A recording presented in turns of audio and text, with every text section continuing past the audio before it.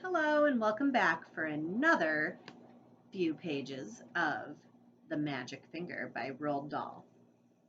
I've now added a tree with their nest because last time they had to build a nest in a tree because they were turning into ducks and the ducks were living in their house.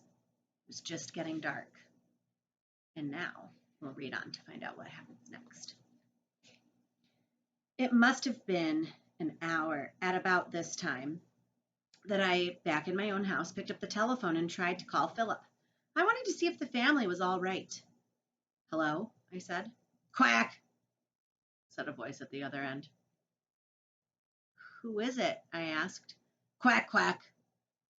Philip, I said, is that you? Quack, quack, quack, quack, quack. Oh, stop it, I said. Then there came a very funny noise. It was like a bird laughing. I put down the telephone quickly. Oh, that magic finger, I cried. What has it done to my friends?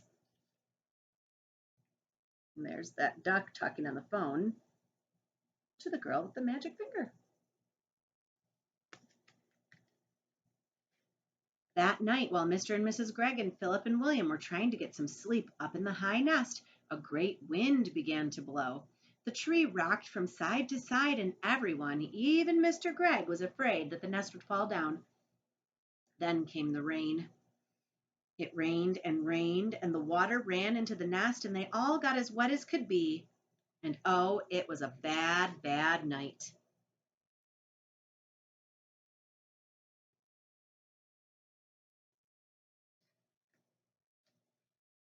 At last the morning came, and with it the warm sun. Well, said Mr. Gregg, thank goodness that's over. I never want to sleep in a nest again, Mrs. Gregg said. She shot up and looked over the side. Help, she cried, look down there. What is it, my love?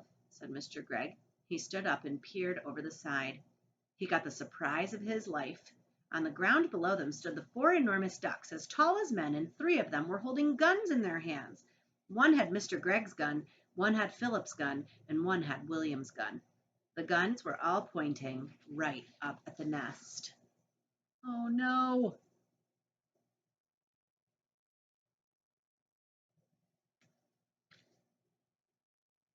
No, no, no, called out Mr. and Mrs. Gregg both together. Don't shoot, please don't shoot. Why not? Said one of the ducks. It was the one who wasn't holding a gun. You are always shooting at us. Oh, but that's not the same, said Mr. Gregg. We are allowed to shoot ducks. Who allows you? Asked the duck. We allow each other, said Mr. Gregg. Very nice, said the duck, and now we are going to allow each other to shoot you. I would have loved to have seen Mr. Gregg's face just then. Oh, please, cried Mrs. Gregg. My two little children are up here with us. You wouldn't shoot my children. Yesterday you shot my children, said the duck. You shot all six of my children. Uh-oh, they didn't think about that, did they?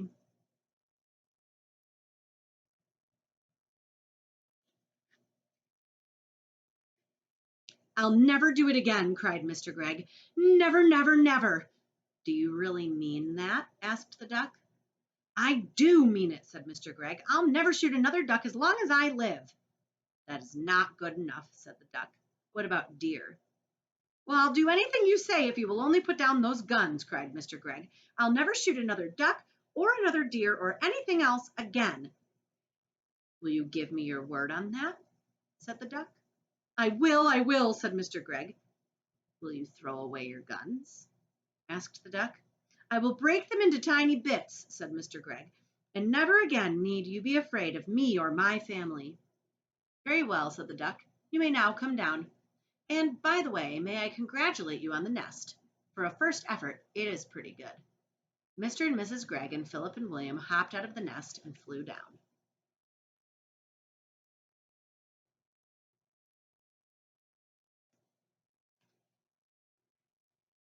Then, all at once, everything went black before their eyes, and they couldn't see.